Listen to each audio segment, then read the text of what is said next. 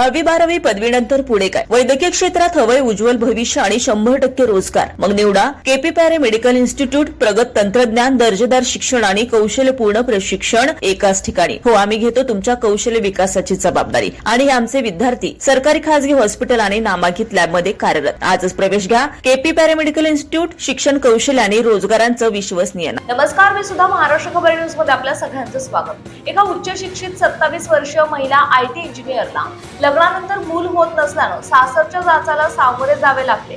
पती आणि सासूकडून सतत मिळणारे टोमणे आणि मानसिक छळाला कंटाळून अखेर या तरुणीने इमारतीच्या 3ऱ्या मजल्यावरून उडी मारत आपलं जीवन संपवलं. दीप्ती एकशिंगे असे मृत महिलेचे नाव असून ही घटना सिंहगड रोड परिसरातील माणिकबाग येथे घडली. दीप्ती एका सॉफ्टवेअर कंपनीत इंजिनियर म्हणून कार्यरत होती.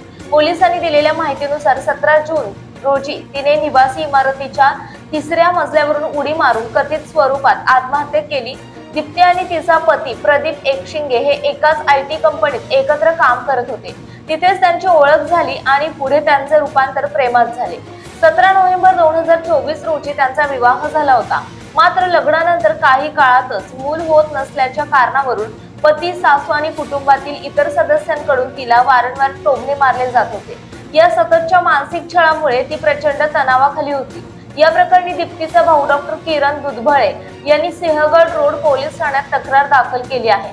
त्यांच्या तक्रारीवरून पोलिसांनी पती प्रदीप एकशिंगे, सासू सुरेखा एकशिंगे आणि इतर नातेवाईकांविरोधात आत्महत्येस प्रवृत्त केल्याचा गुन्हा दाखल केला आहे. पोलीस या प्रकरणाचा पुढील तपास करतायत.